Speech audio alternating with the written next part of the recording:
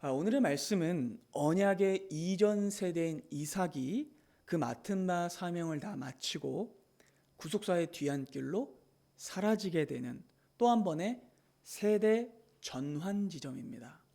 이 말씀을 통해 우리는 지난 이야기를 전부 다 반추해 볼 것이고요. 그리고 이제까지의 구속사를 한번 정리해 보게 될 것입니다.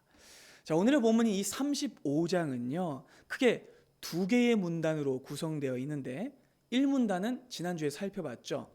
그리고 오늘은 2문단을 살펴볼 텐데 먼저 지난주에 살펴봤던 1문단을 한 번 더 그 구조를 한번 보도록 하겠습니다. 자, 1문단은요. 1절부터 15절까지인데 흐름이 이렇게 돼요. A. 가정의 정화와 세겜의 떠남. 그리고 B. 드보라의 죽음. C. 베델 도착과 제단 쌓음. 이렇게 1문단은요. 드디어 야곱 가정이 이 세겜을 떠나서 베델로 가는 흐름을 가지고 있어요. 그런데 그 여정의 한 가운데에 뭐가 있어요? 죽음이 있어요. 그렇다면 여러분 이 구조는 어떤 이야기를 하려고 하는 걸까요? 죽음에 대한 이야기를 하려는 겁니다. 자, 1문단에서 등장했던 이 정화 작업과 세겜의 떠남은요, 모두 죽음이라는 주제를 가지고 있습니다. 베델로 가기 위해 야곱은 반드시 세겜까지 이어져 왔던 자기의 옛 자아를 죽이고 옛 정체성을 죽여야 했습니다. 그래서 누구의 죽음이 등장해요? 드보라의 죽음이 등장했던 것이죠. 자, 그래서 이 드보라의 죽음과 함께 야곱은 옛 정체성과 완전히 결별하게 되죠.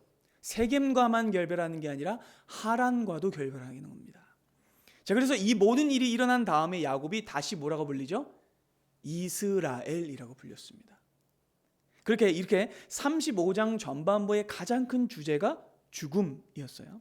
그런데 35장에는요, 한 사람의 죽음만 등장하는 게 아니라 연이어서 두 개의 죽음이 더 등장해요. 바로 그 죽음이 2문단에 등장합니다. 자, 2문단의 구조는 이렇습니다. 조금 다르게 이렇게 동심원 구조로 되어 있거든요. A가 라헬의 죽음과 르우벤의 죄악입니다. 그리고 B가 이스라엘의 12아들들입니다. 그리고 A-가 이삭의 죽음이에요. 자, 이렇게 2문단에도 죽음이 등장하는데 차이점이 뭐냐면 2문단은 죽음이 앞뒤로 등장한다는 거예요. 그렇죠? 근데 또 한 가지 큰 차이점이 뭐냐면 2문단의 중심에는 죽음이 아니라 생명이 있다는 겁니다. 12명의 아들들의 생명이 있다는 거예요. 자, 그러면 여러분 이번에도 여정은요, 베델을 떠나서 헤브론이라는 곳으로 가게 되는데 그곳에 가기 위해선 무엇이 필요하다는 거예요? 새로운 생명과 새로운 삶이 필요하다는 얘기예요. 그 얘기를 하고자 하는 겁니다. 그래서 야곱은요, 이삭이 있는 이제 아버지의 집으로 가게 되는데 그 핵심에는 생명이 있고 이 문단의 결말에는 오늘의 제목과 같이 안식이 있습니다. 자, 그렇게 야곱은요, 최종적으로 남은 미션, 자, 이제 아버지를 마지막으로 만나야 되잖아요. 그래서 그 미션을 완수하기 위해서 야곱의 집으로 돌아가게 됩니다. 자, 그럼 정리해 볼까요? 흥미롭게도 1문단은요, 죽음을 위해서 떠나고 2문단은요, 생명을 위해 떠납니다. 여러분 이렇게 35장의 구조는요, 놀랍게도 하나님의 구원 역사 전체를 요약해줘요. 구원이 뭡니까? 죽음을 떠나 생명으로 가는 겁니다. 고통을 떠나 안식으로 가는 겁니다. 자, 그럼 이제 본문으로 한번 들어가 볼게요. 자, 16절과 17절을 보겠습니다. 그들이 이제 베델에서 길을 떠나 에브랏에 이르기까지 얼마나 거리를 둔 곳에서 라헬이 해산을 하게 되는데 심히 고생하여 난산을 합니다. 그리고 그때쯤에 산파가 말하죠. 두려워하지 말라, 네가 또 등남하느니라. 자, 야곱은요, 지금 아버지를 만나려고 어디로 가려고 해요? 헤브론이라는 곳으로 가려고 해요. 근데 그때 라헬이 만삭이었던 거예요. 산고를 겪는데 보통 고통이 아닙니다. 본문은 심히 고생했다라고 하는데 이 단어가 히브리어로 카쏴라는 단어거든요. 이 단어가 무슨 뜻이냐면 잔인하리만큼 고통스럽다라는 뜻이에요. 온몸이 부서질 정도로 고통스러워했다라는 뜻이에요.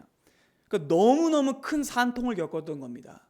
라헬은요, 아이를 낳는 중에 기진해서 거의 생명이 이제 꺼져 갑니다. 이제 18절부터 볼까요? 결국 그녀는요, 죽게 됩니다. 그리고 혼이 떠나려 할 때 아들 이름을 베노니, 슬픔의 아들이라고 불러요. 네, 그의 아버지는요 그를 베냐민, 오른손의 아들, 오른쪽의 아들이라고 부릅니다.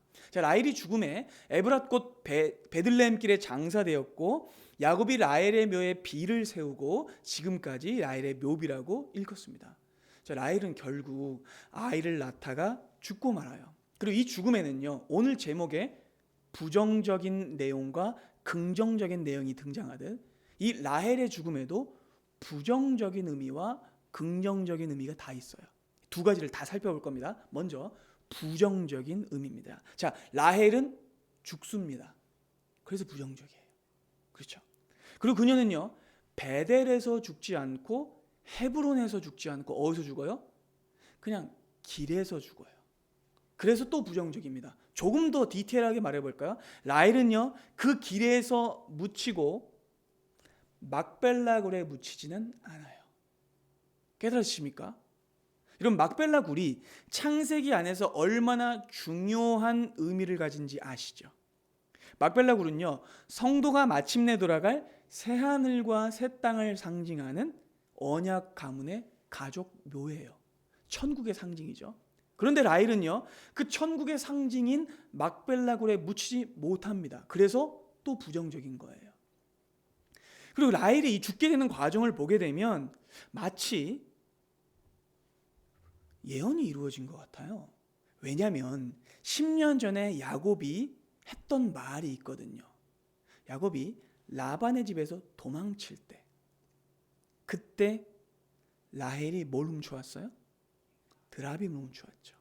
그 드라빔을 훔쳐왔을 때 라반이 야곱에게 막 따져 물었죠. 왜 내 우상을 훔쳐가냐? 근데 그때 야곱이 이렇게 말했었죠. 31장 보겠습니다. 외삼촌의 신을 누구에게서 찾든지 그는 살지 못하고 죽을 겁니다. 그렇게 말했죠. 그때 라헬은요 분명 아버지 라반에게서 우상을 훔쳐왔어요. 그리고 그 때문에 야곱 가족은 급격하게 세속화됐죠. 온 가족이 오염됐고 추락하는 10년을 겪었었어요. 그리고 그 일의 시발점이 누구였어요? 라헬이었죠. 그 라헬의 이 죽음은요 마치 10년 전에 야곱이 했던 말의 성취 같기도 하고 하나님의 징벌 같기도 합니다. 사실 여러분 이 라헬의 인생 전반을 다 살펴보면 긍정적인 모습이 별로 없어요. 그 라헬은요 자기가 아이를 낳지 못하자 남편을 죽어라 구워 삶았죠. 또 언니는 시기했죠. 그리고 아버지의 물건을 훔쳤고 언약 가정 안에 우상을 들여다왔어요. 라헬은요 계속해서 뒤를 돌아보는 모습을 보입니다. 그리고 결국 그녀는 베델이 아닌 곳 그리고 헤브론도 아닌 곳 결국 아이를 낳다가 길가에서 죽고 말아요. 근데 그녀의 죽음이 무엇보다도 불길하게 부정적으로 느껴지는 이유가 뭐냐면 그녀가 생명을 낳다가 아이를 낳다가 죽었기 때문이에요. 물론 당시에는 아이 낳다가 죽는 건 흔한 일이었어요. 고대 사회는 의술이 발달하지 않아서 많은 산모들이 아이를 낳다가 산욕열이나 급성 폐혈증으로 죽기 일쑤였습니다. 그래서 각 문화마다 이 산모들이 죽는 걸 방지하기 위해서 각종 미신들과 점성술 같은 게 발달했었어요. 그리고 생각해보면 매우 덥고 습한 이 고대 근동 지방의 기후를 생각해보면 만삭의 몸으로 먼 거리를 이동하는 게 위험하기도 했어요. 그래서 아마 무리가 됐을 거예요. 하지만 아무리 그렇다고 해도 이 일은 충격입니다. 왜냐하면 언약 가문 안에서는요 단 한 번도 아이를 낳다가 죽은 적이 없어요. 이 일은요 언약 가문 안에 절대로 일어나지 않았던 초유의 사건이에요. 그 옛날 사라도 무려 90세였지만 건강하게 아들을 낳았어요. 리브가도 건강하게 쌍둥이를 물론 20년 만이었지만 낳았습니다. 그런데 라헬은요 언약 가문의 배우자인데 아이를 낳다가 죽었어요. 부정적인 거예요. 또한 여기서 끝이 아니에요. 그녀는요 이 아들의 이름을 짓는데 매우 부정적으로 지어요. 아들의 이름을 뭐라고 지었어요? 처음에 베노니라고 지었어요. 베노니라는 이름의 뜻은 슬픔의 아들, 고통의 아들, 눈물의 아들 이런 뜻이에요. 구체적으로는 나의 슬픔의 아들이라는 뜻이에요. 그러니까 무슨 뜻입니까? 그녀가 믿음이 없었다는 뜻이죠. 그녀는요, 자기에게 지금 이 생명을 주신 하나님께는 감사하고 있지 않아요. 그녀는 뭐만 관심이 있냐면 나의 슬픔에만 관심이 있어요. 내 고통에만 관심이 있어요. 그래서 끝까지 죽을 때까지 자기의 슬픔과 자기의 처지에만 관심을 둡니다. 그녀는요, 지금 생각해보면 너무나 영광스러운 일을 자기의 몸으로 해낸 거예요. 무엇입니까? 야곱의 12번째 아들을 낳았어요. 하나님의 약속의 12번째 아들을 낳았습니다. 그러면 너무나 기뻐해야 되고 하나님께 영광과 찬양을 올려드려야 돼요. 그런데 라헬은요, 하나님의 약속의 성취에는 관심이 없고 다만 자기가 죽는 것에 분노하며 절규하고 고래고래 소리 지르고 있어요. 너무나 보기 안 좋죠. 그녀는 감히 하나님이 주신 약속의 아들, 축복의 아들을 슬픔의 아들이라고 불러버려요. 이렇듯 라헬의 마지막 모습에는 원망과 억울함이 가득해요. 그는요, 찬양하지 못합니다.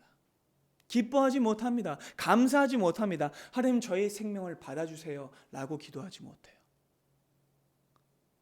그러니까 그녀는요, 고작 부정적인 말들로 인생의 마지막 말을 허비하는 거예요. 그러니까 인생의 마지막 남긴 유언이라는 게 내 슬픔의 아들인 거예요. 우리는 이 장면에서 인간의 뿌리 깊은 불신앙과 부정한 본성을 보게 됩니다. 그런데 여러분, 우리는요, 또한 이 본성, 죄악된 본성보다 더 큰 하나님의 은혜를 또한 보게 됩니다. 라헬의 죽음은요, 인간의 눈으로 보면, 불신앙의 눈으로 보면 비극입니다. 하지만 하나님의 눈으로 보면, 믿음의 눈으로 보면 은혜이고 기적입니다.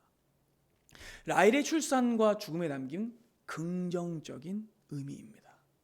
자, 첫 번째로 라헬은 생명을 낳았어요. 긍정적이죠.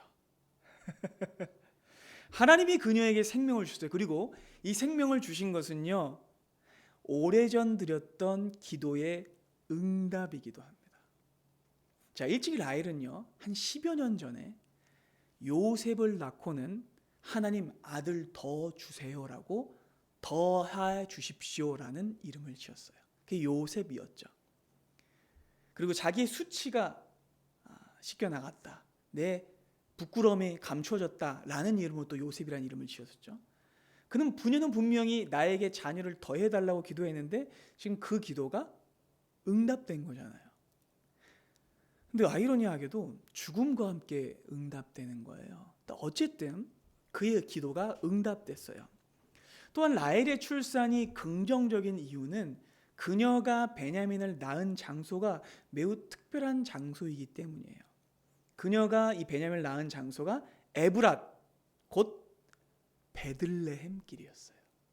자, 여러분, 에브랏은요, 히브리어로 수확이 풍부하다라는 뜻인데 가나안에 손꼽히는 곡창지대예요. 이게 베들레헴의 옛날 명칭이에요. 베들레헴이라는 뜻도 뭐예요? 떡집이라는 뜻이죠. 그러니까 곡식이 많이 나는 곳이라는 뜻이에요. 그러니까 이 베들레헴 에브랏에서 라헬이 아이를 낳은 것 자체가 하나님의 구원과 복음을 드러내는 거예요. 하나님께서는 생명을 낳지 못해 고통받던 여인 라헬에게 생명을 베들레헴에서 주셨어요. 또한 하나님께서는요, 아무것도 없이 고향에서 빈손으로 쫓겨났던 야곱에게 큰 수확을 주셨어요. 12번째 아들을 어디서 낳았어요? 베들레헴에서 낳았어요. 그러니까 베들레헴 이 에브랏 길은요, 하나님께서 라헬과 야곱에게 베푸신 생명의 축복과 풍요의 축복을 드러내는 거예요. 그렇게 하나님께서는요, 라헬의 어둠과 공허와 불임을 두 아이로 바꾸셨습니다. 또한 라헬의 죽음을 베냐민의 생명으로 바꾸셨습니다.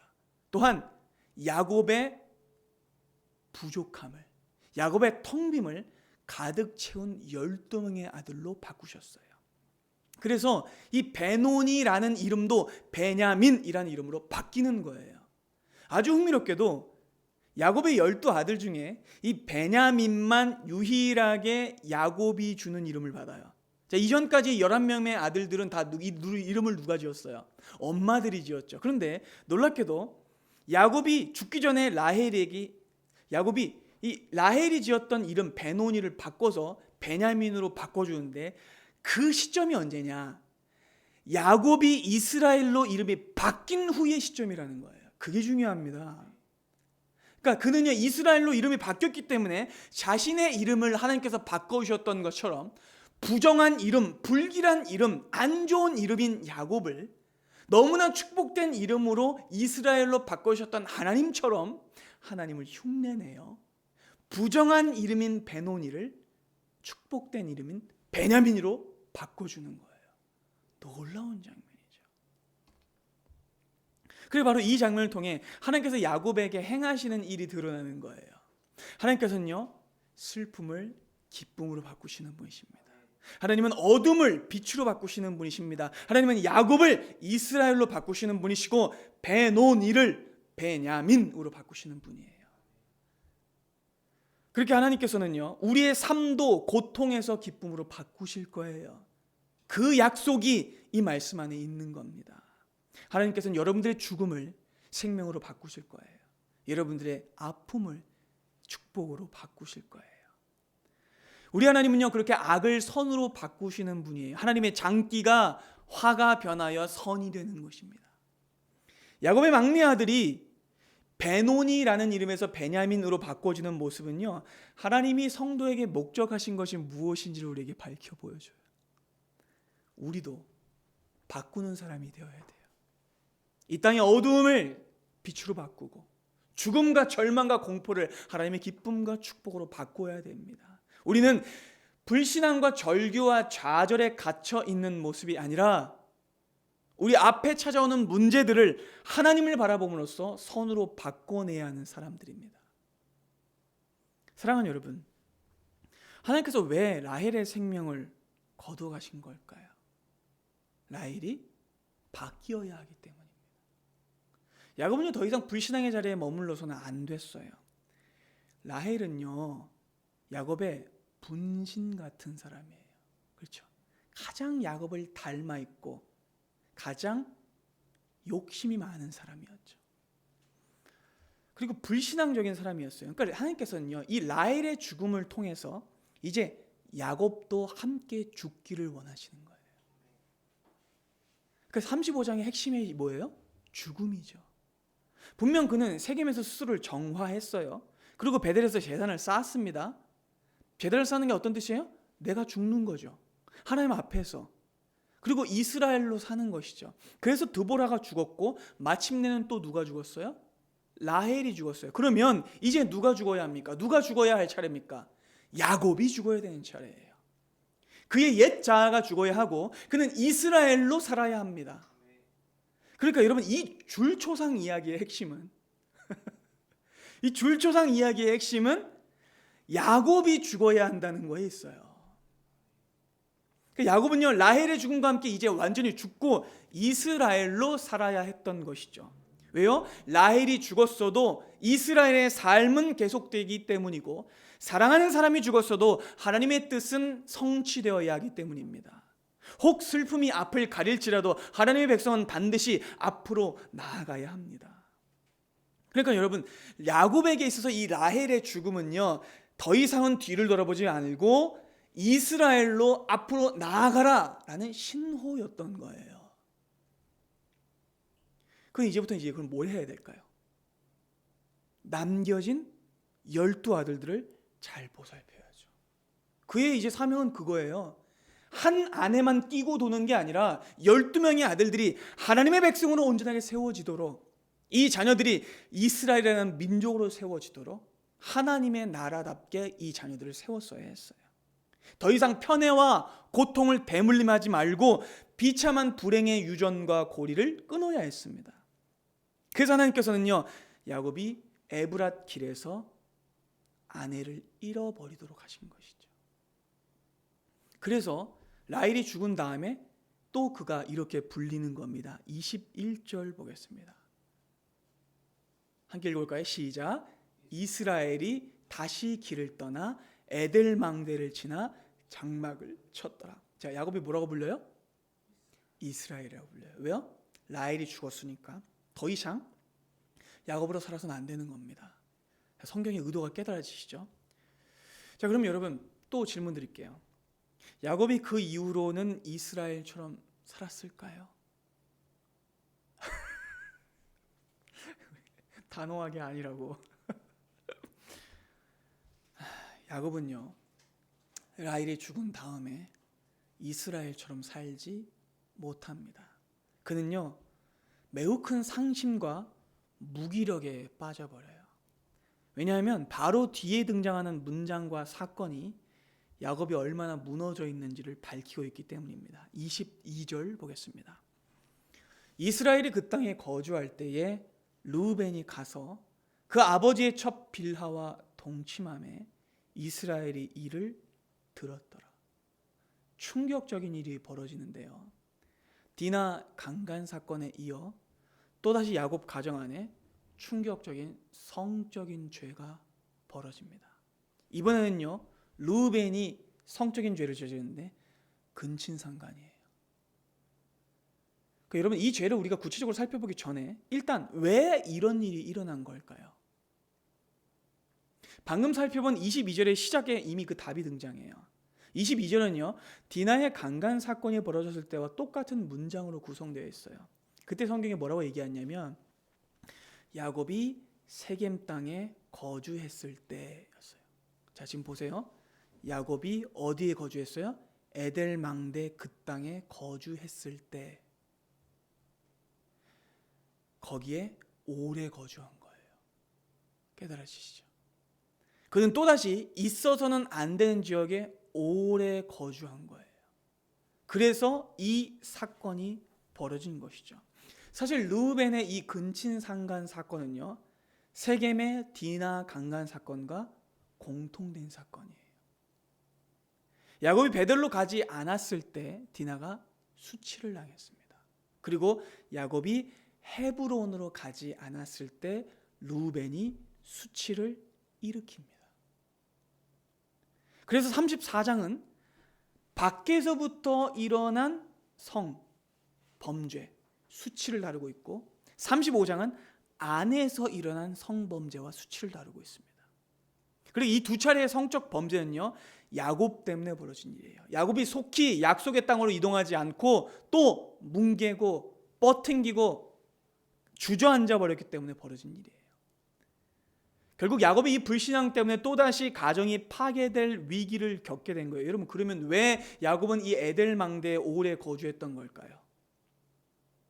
삶의 의욕을 잃어버린 거예요. 누가 죽어서? 라헬이 죽어서. 하나님의 의도와는 달리 야곱은 또다시 하나님의 의도와 반대로 가버립니다.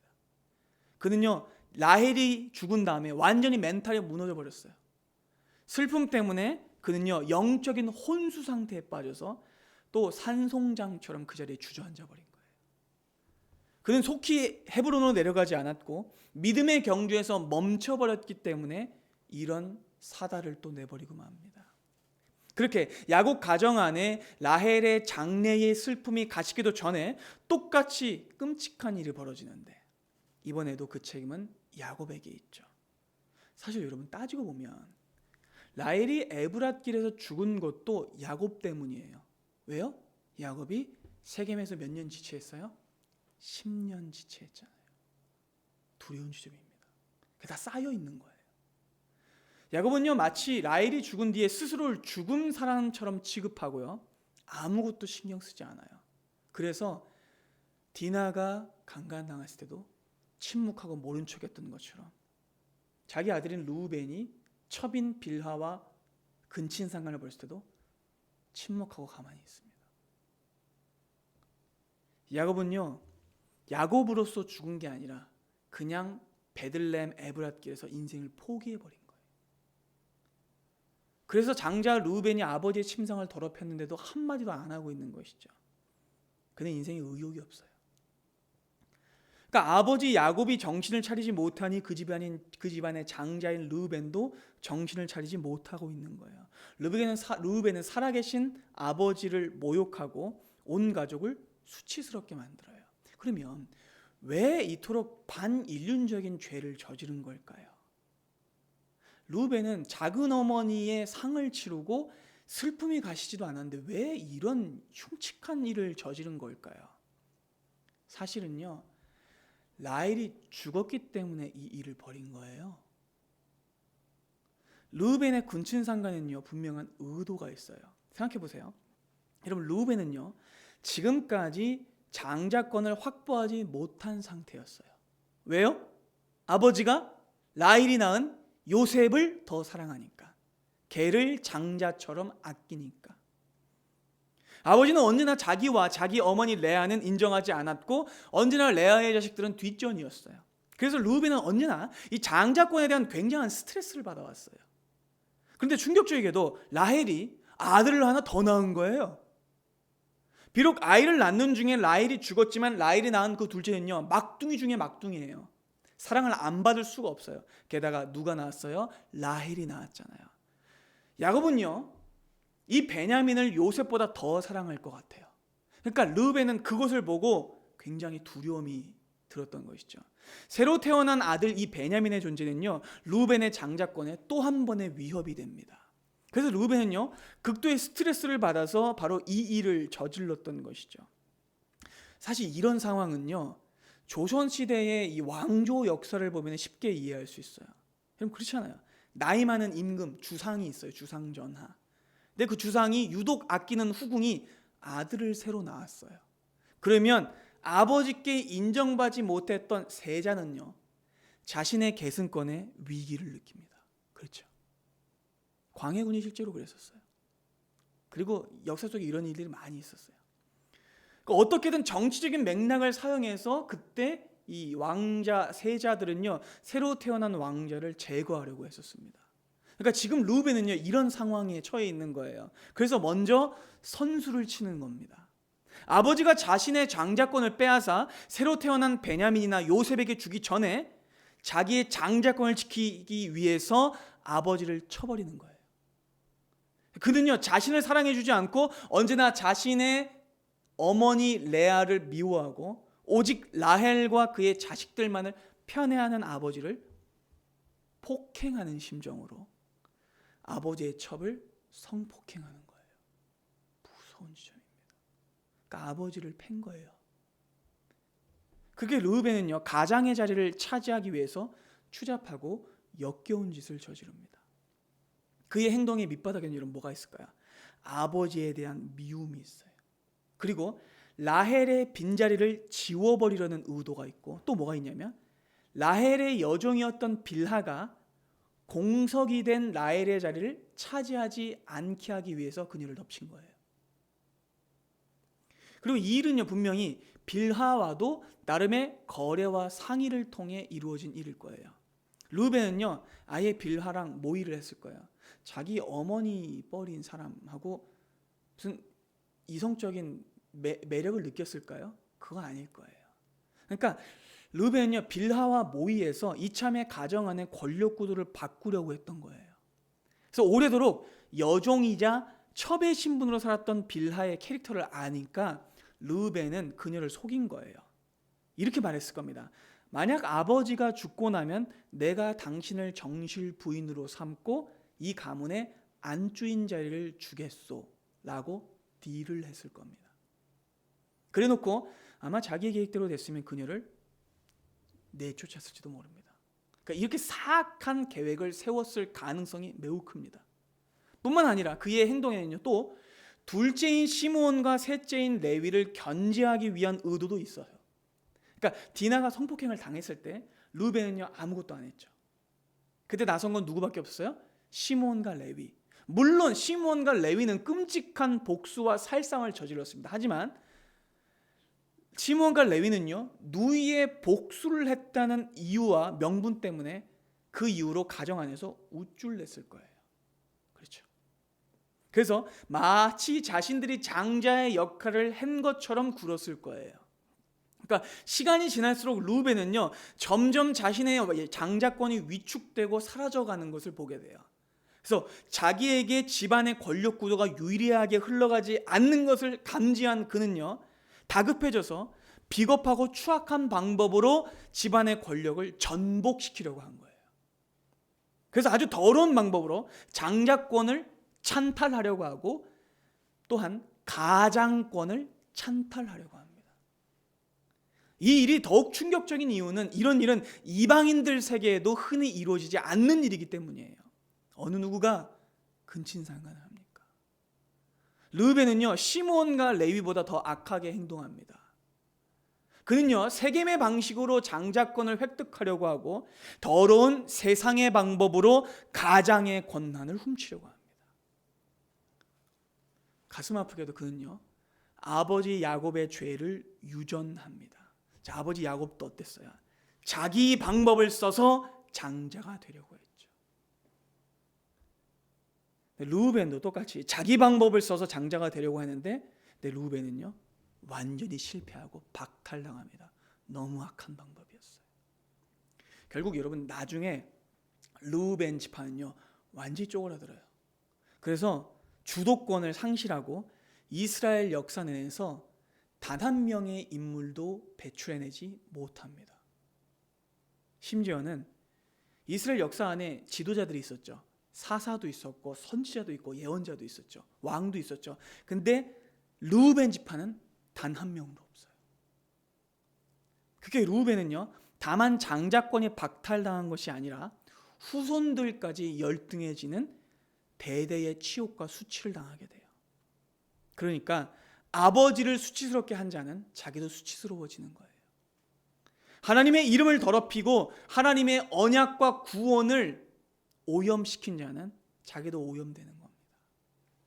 이 사건이 더 슬프고 비극적인 또 하나의 이유가 있는데 그게 뭐냐면 언약 가정 안에는 단 한 번도 언약 계승자의 아내가 욕을 당한 적이 없었어요. 위기는 있었습니다. 그렇죠? 근데 어떤 일이 있었어요? 언제나 하나님이 지켜주셨죠.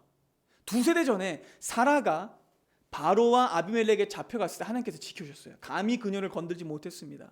또한 한 세대 전에 리브가가 아비멜렉에게 잡혀갈 뻔했었습니다. 그러나 그녀가 안전하게 돌아왔어요. 왜요? 하나님이 지키셨기 때문에. 이제까지 그 어떤 이방 왕도 언약 가문의 배우자를 건들지 못했어요. 그런데 그 짓을 아들놈이 저지릅니다. 여러분 정말 뼈아프고 충격적인 지점이에요.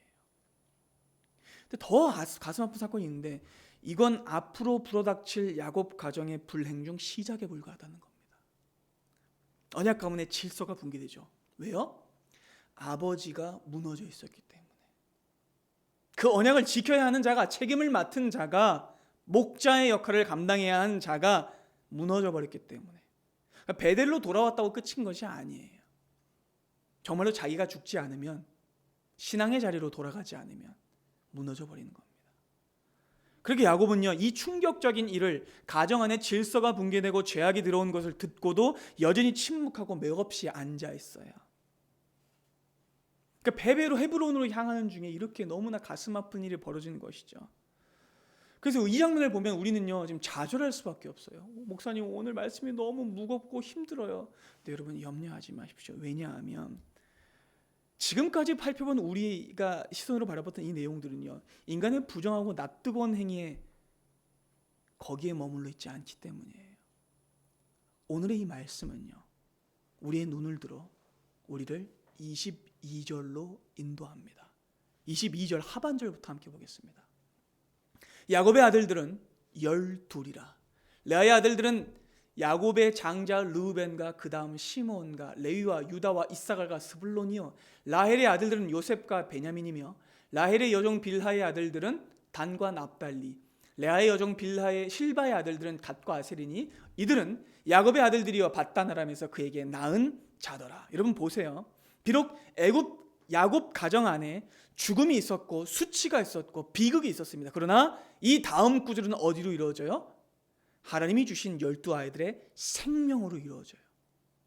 하나님의 구원이 여전히 있음을 증명하고 있는 겁니다.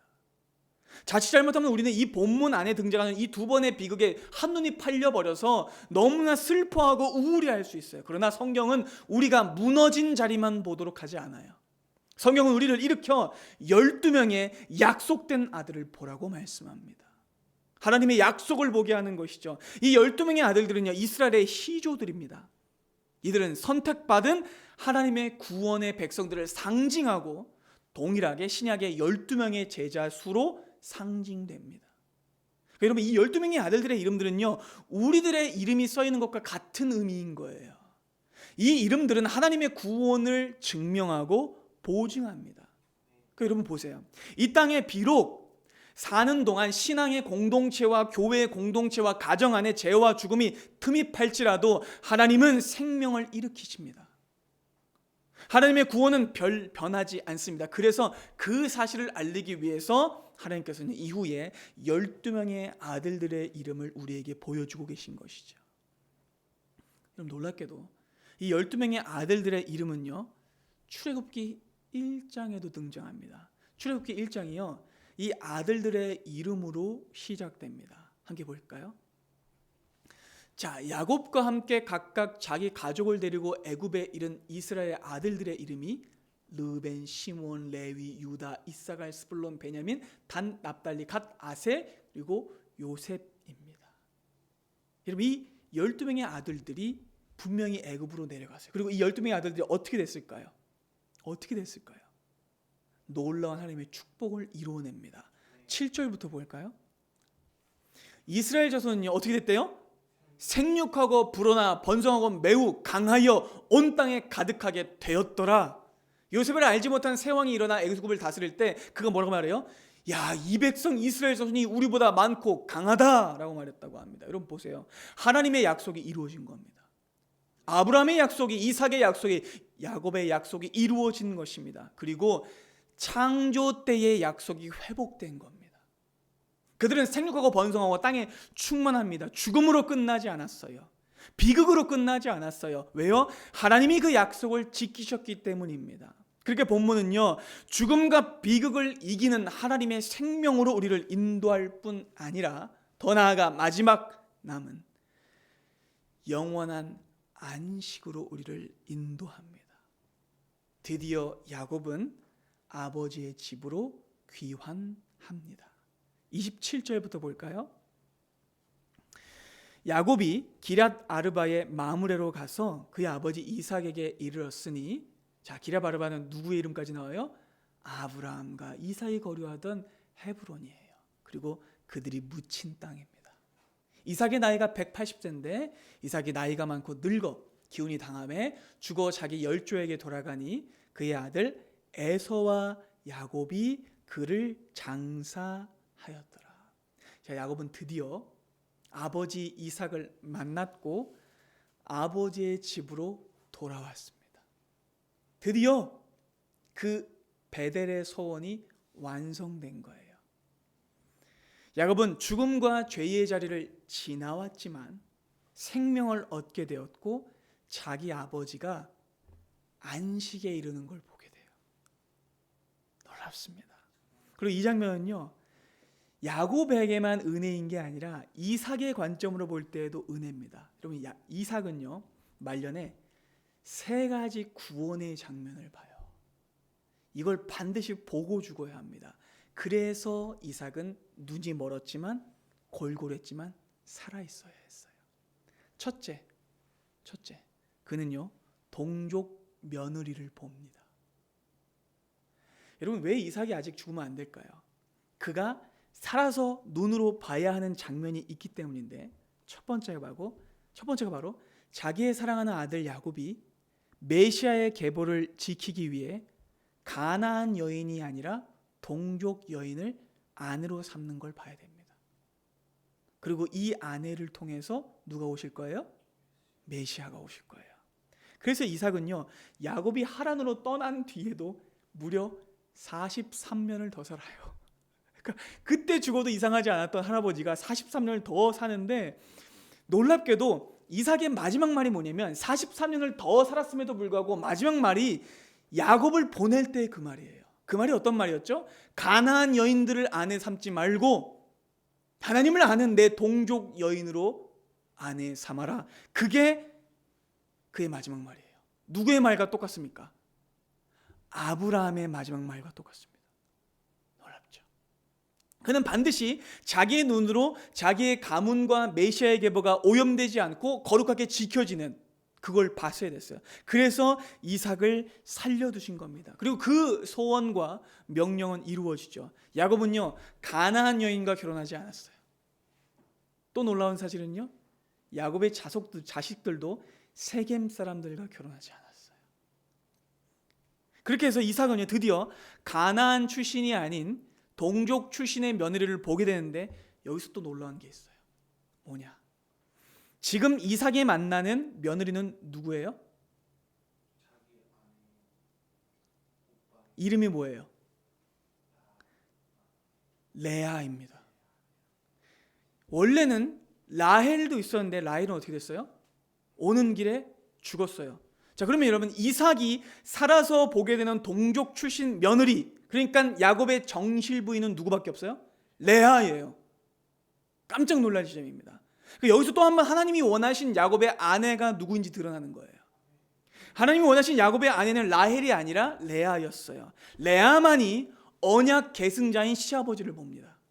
그리고 언약 계승자인 이삭이 보는 유일한 동족 며느리도 누구예요? 레아예요. 그리고 실제로 이 레아를 통해서 누가 오세요? 예수 그리스도께서 오십니다. 정말 놀라운 지점이에요. 신묘합니다. 자, 두 번째, 이삭이 살아서 봐야 했던 두 번째 구원의 장면은요, 12명의 손자입니다. 이삭은요, 자기 아버지인 아브라함으로부터 이어져 내려온 하나님의 약속을 기억하고 있어요. 근데 그 약속은 어떤 약속이에요? 너의 후손이 하늘의 별들과 같고 땅의 모래와 같을 것이다. 근데 지금 이삭은 자기밖에 없잖아요. 이삭은 혼자예요. 형제도 없어요. 아브라함의 자손은 한 명밖에 없는데 무슨 하늘의 별과 같고 땅의 모래와 같아요. 그래서 이삭은요, 자기가 죽기 전까지 굉장히 하나님의 약속을 보지 못해서 힘들었을 거예요. 그런데 이삭이 죽을 때 자기의 손자를 몇 명이나 봐요? 12명이나 봅니다. 이건 어마어마한 감동이에요. 그는 하나님의 약속이 이루어지는 장면을 봅니다. 정말로 12명의 손자를 봄으로써 이스라엘이란 나라가 시작되는 걸 보는 거예요. 하나님의 약속이 이루어져서 생육하고 번성하고 땅에 충만한 것을 보게 된 거예요. 놀랍습니다. 자, 세 번째, 이삭이 살아서 봐야 했던 구원의 장면은요, 바로 우리가 잘 아는 야곱과 에서의 화해의 장면입니다. 여러분, 이삭은 죽기 전에 드디어 평생을 보고 싶었던 원수 같던 쌍둥이 형제의 화해를 보게 됩니다. 그들은 어머니 뱃속에서부터 싸웠어요. 평생을 미워하고 불화했어요. 근데 이삭이 몇 살에 죽냐면 180에 죽거든요. 180년 만에 어머니의 뱃속에서부터 싸우던 두 아들이 화해하는 걸 드디어 봅니다. 언제요? 인생의 마지막 순간에. 그의 마지막은 절망과 불화로 끝나지 않습니다. 평화와 구원을 보는 것으로 끝납니다. 여러분, 우리는 이 이삭의 축복을 보고 감격하게 됩니다. 그러니까 오늘의 본문은요, 하나님께서 자기의 백성들을 마침내 구원과 생명과 안식으로 인도하실 것을 공포함으로써 마치게 됩니다. 여러분, 오늘 말씀 한번 정리해 볼까요? 오늘의 말씀은 분명히 죽음으로 시작해요. 죄로 시작해요. 그리고 또 죽음으로 마칩니다. 그런데 마지막의 죽음은 그냥 죽음이 아니에요. 어떤 죽음입니까? 영원한 안식과 생명입니다. 그리고 오늘의 이 이야기 안에 모든 내용이 다 연결되어 있어요. 사실 야곱이 낳은 아들들은요, 베냐민만 슬픔의 아들들이 아니라 다 슬픔의 아들들이었어요. 다 죄의 자식들이었어요. 우리도 동일하죠. 우리도 슬픔의 자식들이었고 죄의 자식들이었어요. 그런데 하나님께서는요, 베노니의 이름을 베냐민으로 바꾸신 것처럼 우리도 슬픔의 자식, 죄의 자식이었는데 우리를 하나님의 축복의 자식들로 바꿔내세요. 그것이 오늘 본문이 우리에게 말씀하고 있는 겁니다. 그분이 우리를 오른손의 자녀로 바꾸셨어요. 오른손의 아들로 바꾸셨어요. 오른손의 아들이란 무슨 뜻이냐면 가장 존귀한 곳에 가까이 두는 자기의 자녀라는 뜻이에요. 우리를 구원의 자리로 하나님께서 인도하시는 것을 상징하고 있는 것이죠. 그러니까 여러분, 베냐민의 이름 안에는 하나님의 구원 역사가 다 담겨 있는 거예요. 우리를 죽음의 자리와 슬픔의 자리에 머물게 하지 않으시고 우리를 구원의 자리와 안식의 자리로 이끄시는 하나님의 역사를 드러내는 것이죠. 그래서 시편 16편은요, 우리를 하나님의 오른편에 앉히시고 우리의 오른편에 앉으신 하나님을 이렇게 찬양합니다. 시편 16편 보겠습니다. 내가 여호와를 항상 내 앞에 모시며 그가 나의 어디에 계신다고요? 오른쪽에 계심으로 내가 흔들리지 아니하리로다. 이러므로 나의 마음이 기쁘고 나의 영도 즐거워하며 내 육체도 안전히 살리니 이는 주께서 내 영혼을 수월에 버리지 아니하시며 주의 거룩한 자를 멸망시키지 않으실 것임이니라. 주께서 생명의 길을 내게 보이시리니 주의 앞에는 충만한 기쁨이 있고 주의 오른쪽에는, 우리를 그 오른쪽에 두시는 거예요. 하나님만 우리의 오른쪽에 계시는 게 아니라 우리도 하나님의 오른쪽에 갈 수 있는 거예요. 가장 가까운 자리에 그 약속이 시편 16편에 드러나 있습니다. 여러분, 우리는요 다 버림받아 마땅한 존재였어요. 슬픔과 죽음과 고통에 갇힌 존재였어요. 그런데 그런 우리를 하나님이 찾아오셔서 우리의 오른쪽에 앉으셨습니다. 그분이 우리의 유일한 중보자와 구원자가 되셨습니다. 여러분, 오늘 본문도 그렇게 우리에게 찾아오셔서 우리의 오른쪽에 앉으신 중보자 예수 그리스도를 예표합니다. 여러분, 또한 라헬이 베냐민을 낳은 장소의 이름이 뭐예요? 베들레헴. 베들레헴에서 누가 나셨어요? 예수 그리스도께서 나셨습니다. 아멘.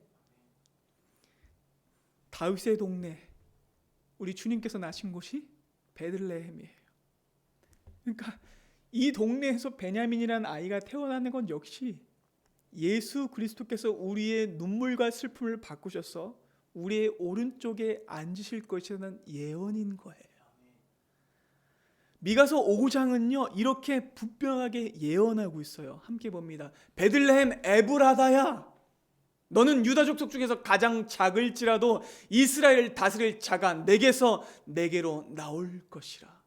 그는 근본의 상고의 영원에 있느니라. 사랑하는 여러분, 예수께서 이 땅에 어떻게 오셨습니까? 가장 낮은 자리에, 가장 비참한 자리에 짐승의 밥통에 누우셨죠. 그러나 그분은 가장 위대하신 분이었고 우리의 눈물과 슬픔을 행복과 구원과 안식으로 바꾸신 분이셨습니다. 그분은 우리가 죽음에 갇히고 죄의 굴레에 속박되어서 죽을 수밖에 없을 때 우리를 구원하시고 하나님의 영원한 나라로 아버지의 본향집으로 인도하신 분이십니다. 그분은 우리에게 가득했던 슬픔과 고통과 절규와 어둠을 걷어내시고 우리를 하나님의 자녀의 자리에 앉히시기 위해서, 안식의 자리에 앉히시기 위해서 우리에게 오셨습니다. 오늘의 본문은 비록 슬픔과 죽음으로 시작되고 충격적인 가정의 비극으로 시작되지만 마침내는 12 아들들의 생명으로 나아가며 이삭의 영원한 안식으로 결말됩니다. 이것이 우리에게 구원의 보증이 됩니다. 물론 여전히 야곱 가정 안에는 문제가 남아있죠. 그러나 이삭의 말년이 안식이었던 것처럼 하나님이 야곱 가정에 있는 모든 문제를 치유하시고 그도 아브라함과 이삭처럼 축복으로 안식하게 하실 겁니다. 그 하나님께서 우리의 삶도 구원으로 인도하실 것을 우리는 믿습니다. 사랑하는 여러분, 그 하나님이 우리의 아버지세요. 하나님이 이기시지 못할 건 없습니다. 여러분의 삶에 있는 절망과 죽음과 어둠과 실패 문제 없어요. 예수께서 그 모든 슬픔을 바꾸실 것입니다. 그러니 사랑하는 여러분, 예수를 바라보십시오. 야곱 가정의 목자는 야곱이 아니었습니다. 예수 그리스도셨습니다. 요한계시록 17장입니다. 요한계시록 7장. 함께 읽을까요? 이는 보좌 가운데에 계신 어린 양이 그들의 목자가 되사 생명수 샘으로 인도하시고 하나님께서 그들의 눈에서 모든 눈물을 배논이를 씻어 주실 것임이라. 아멘. 그 어린 양이 우리의 목자가 되셔서 우리의 눈물을 씻어 주실 것을 우리는 믿습니다. 바라기는 오늘의 이 말씀이 절망과 제약과 죽음에 갇혀 허덕이는 무너진 영혼을 일으켜 세워 하나님의 구원과 영원한 안식으로 인도하는 말씀 되기를 소망합니다. 사랑하는 여러분, 새롭게 시작되는 이 한 주도 우리를 구원과 안식의 집으로 이끄시는, 우리의 슬픔을 거두시고 우리의 오른쪽에 앉으셔서 우리를 하나님의 집으로 만들어 가실 그 주님을 바라보는 은혜의 시간 되시기를 소망합니다. 기도하겠습니다.